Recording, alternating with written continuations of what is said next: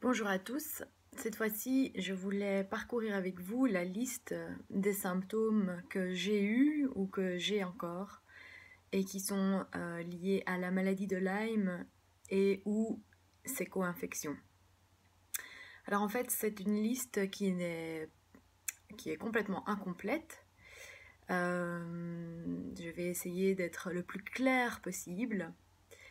C'est une liste qui ne constitue en aucun cas un diagnostic, même si vous vous retrouvez dans certains points que je vais décrire. Ça ne veut pas du tout dire que vous ayez la maladie de Lyme ou bien une de ces co-infections. Il faut vraiment beaucoup de symptômes de cette liste pour valider cette maladie ou une de ces co-infections. Et donc la présence de certains de ces symptômes ne signe en aucun cas la certitude d'avoir cette maladie. Et donc on ne peut en aucun cas décréter que sur base de cette liste, on puisse faire un diagnostic. Alors en fait, ce sont mes symptômes que j'ai eus ou bien que j'ai encore. Ça ne représente absolument pas du tout la liste complète de tous les symptômes qu'on peut avoir lorsqu'on a cette maladie de Lyme ou l'une ou l'autre de ces co-infections.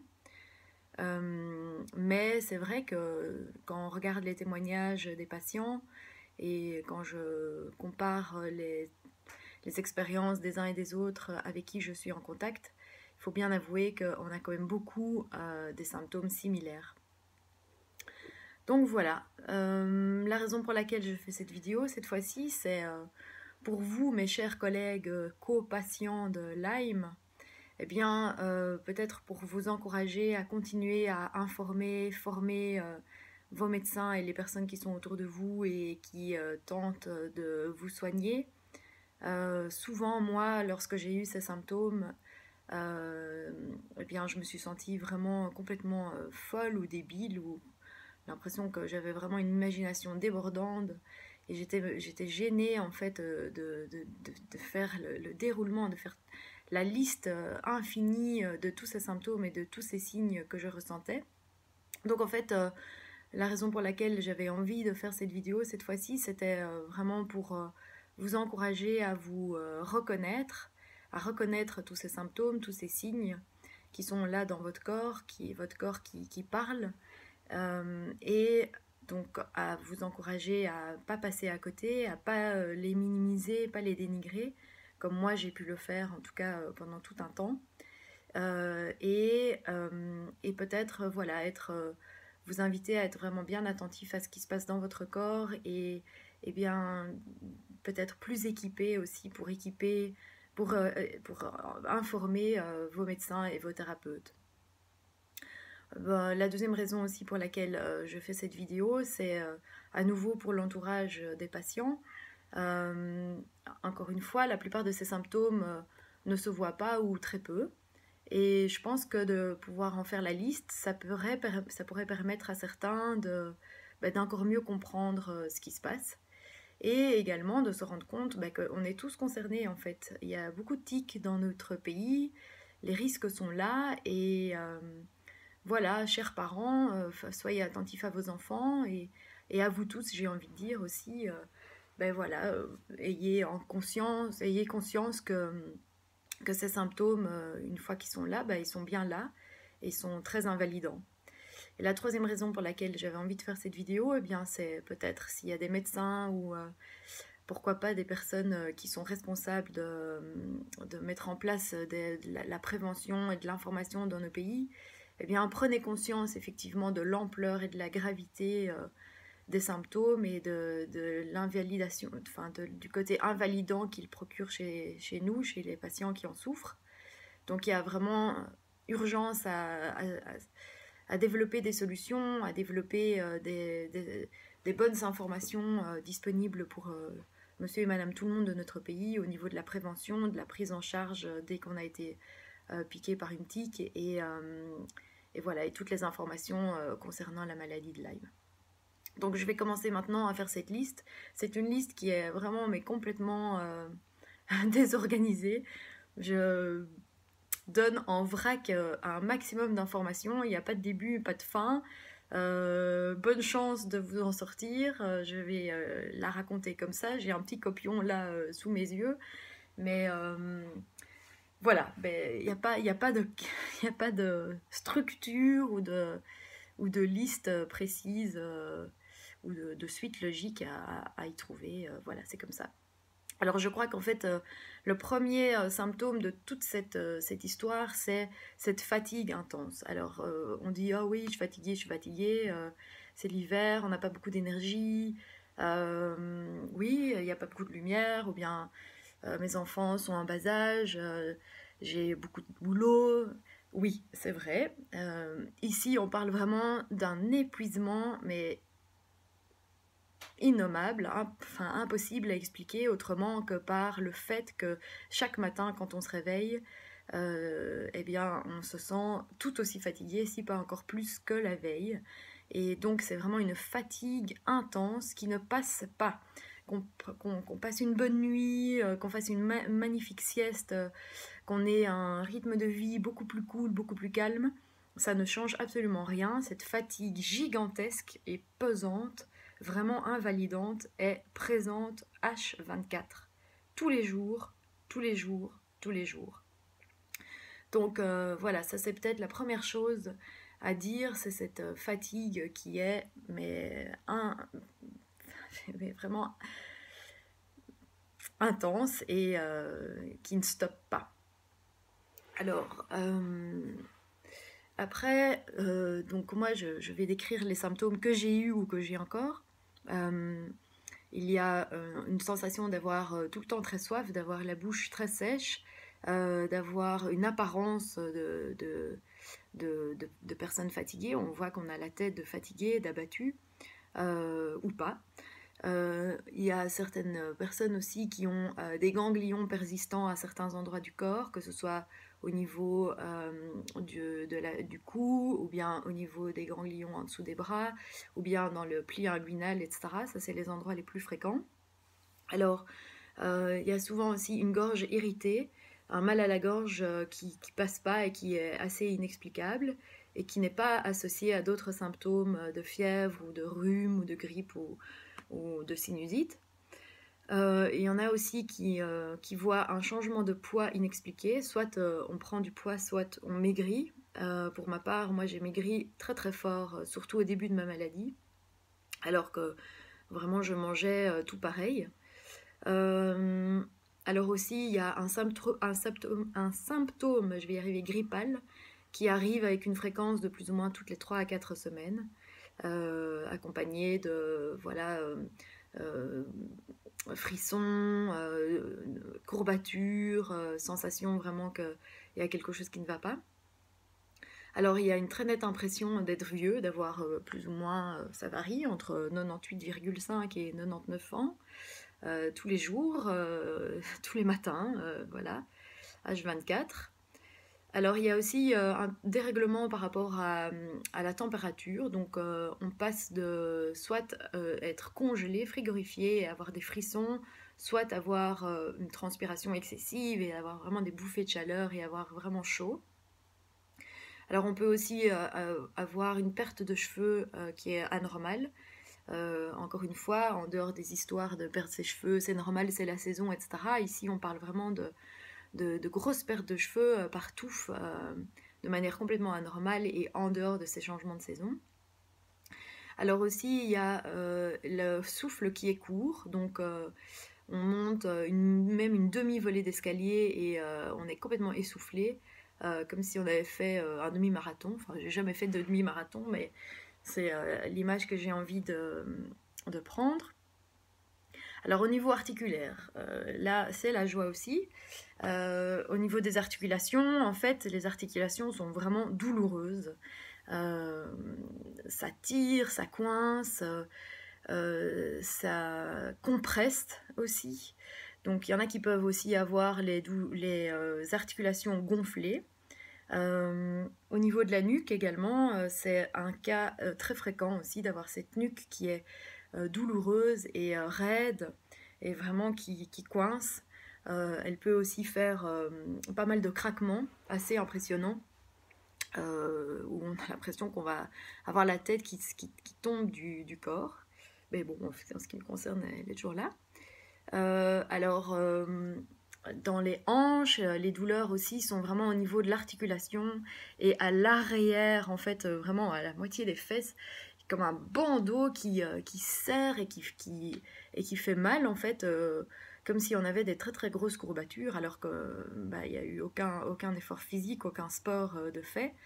Donc les articulations sont douloureuses et généralement c'est une douleur qui migre en fait. Donc on peut avoir mal dans les articulations des hanches assez fortement, vraiment de manière assez intense et aiguë. Et puis en fait, d'une manière voilà, complètement aléatoire, tout d'un coup, ça commence au genou. Et puis après, hop, dans les hanches, dans les chevilles. Et puis eh bien, dans chaque articulation de chaque orteil.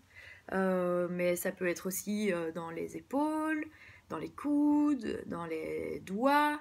C'est à ce moment-là aussi qu'on se rend compte de la magie du corps humain, de toutes ces articulations qui, de manière générale, fonctionnent à merveille sans qu'on les applaudisse et qu'on félicite notre corps de cette magie incroyable de fonctionnement du corps humain.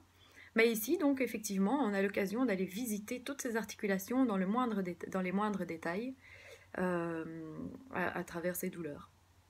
Donc, il peut y avoir des gonflements aussi au niveau des genoux, des chevilles, etc., des coudes, voilà. Alors, il y a aussi une douleur qui est très très spécifique, qui se situe, c'est ce qu'on appelle une douleur intercostale. Donc, en fait, c'est comme un coup de poignard ici au niveau du cœur. Donc ça peut faire assez peur au début parce qu'on peut imaginer qu'on a comme une crise cardiaque où on se demande qu'est-ce qui va pas. Mais en fait c'est une douleur voilà, qui est comme un coup de poignard dans la côte ici et qui se prolonge sur toute la longueur, sur le côté jusque dans le dos. Euh, donc ça fait une douleur dans la poitrine, mais vraiment aussi sur les côtes. C'est vraiment une douleur intercostale de ce côté-là, du côté gauche, qu'on voit aussi chez plusieurs patients. Encore une fois, c'est pas parce que vous avez cette douleur-là et que vous voyez exactement de quoi je parle quand je décris cette pointe. C'est pas pour ça que voilà, le diagnostic est fait, que vous avez la maladie de Lyme. Ça fait partie d'un ensemble de facteurs de Lyme et de ses co-infections. Mais de nouveau, un symptôme ou deux, trois symptômes que je décris dans ma liste ne valent en aucun cas un diagnostic. Donc voilà. Donc cette douleur au niveau de l'intercostal, soit en un coup on a cette douleur et elle nous quitte un peu en on et off, pas vraiment, mais elle est plus ou moins intense sur une journée. Mais le plus généralement, une fois qu'elle est là et qu'elle s'installe, elle dure quand même quelques jours, voire quelques semaines. Et c'est vrai que c'est très très très pénible parce que d'abord ça fait horriblement mal. C'est vraiment comme un poignard enfoncé dans le cœur, je sais pas comment le décrire autrement. Donc ça fait peur, ça fait très mal. Et puis aussi, en fait, ça agit avec la respiration et le mouvement. Donc certains mouvements vont amplifier et relancer complètement cette névralgie, parce qu'en fait, c'est un petit nerf qui est coincé. Et puis aussi, tout simplement, de respirer. Alors on n'ose plus vraiment respirer à fond, on n'ose plus vraiment bouger à fond. C'est assez spécial, quoi. Donc voilà, ça c'est pour la douleur dans la poitrine. Qu'est-ce que je voulais dire encore par rapport à ces douleurs? Oui, les douleurs au niveau de la mâchoire, en fait, comme si on avait mastiqué le plus gros des chewing-gums de la Terre pendant des jours entiers. Bon, alors que évidemment pas du tout. Donc il y a vraiment une douleur ici au niveau des mâchoires et des dents.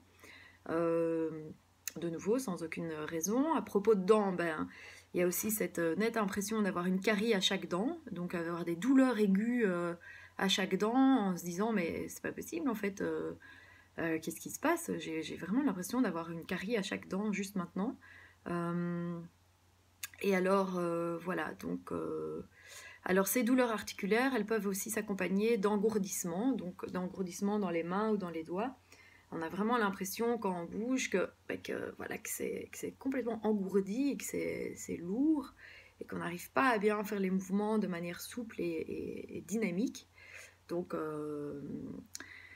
petite précision par rapport à tous ces symptômes, en fait, ces symptômes varient en intensité et aussi,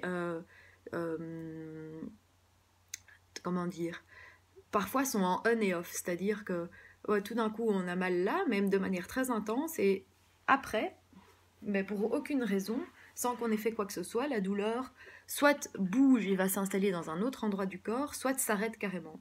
Donc ça c'est très spécifique aussi de la maladie de Lyme ou de ces co-infections. C'est que contrairement à une autre blessure articulaire par exemple, eh bien là la douleur, aussi intense puisse-t-elle, de temps en temps en fait elle s'arrête. Voilà. Moi la seule fois où j'ai vécu ce genre de truc, c'est à mes accouchements, où on a vraiment, pour les mamans qui ont accouché, elles vont tout de suite me comprendre, on a une douleur assez intense au niveau de la contraction, et puis une fois que la contraction est passée, ben, en fait tout va bien, quoi. La douleur est totalement écroulée. Donc voilà. Alors, je vais continuer. Où on en était où? Alors oui, au niveau musculaire aussi, donc plus qu'une douleur articulaire, il y a aussi une douleur au niveau musculaire, dans les jambes, dans les bras, dans le dos, ça peut être en fait dans tout le corps. Moi, c'est surtout dans les jambes. C'est une douleur musculaire comme si j'avais vraiment fait beaucoup de sport. Et également une douleur compressive. Donc, c'est vraiment d'avoir l'impression d'avoir les jambes, mais qui sont comprimées complètement, qui sont dans un étau et qui sont serrées, serrées, serrées, super fort. Donc, voilà, ça, c'est vraiment très spécial. Sinon, j'ai aussi des spasmes, donc comme des petites fibrillations musculaires ou nerveuses.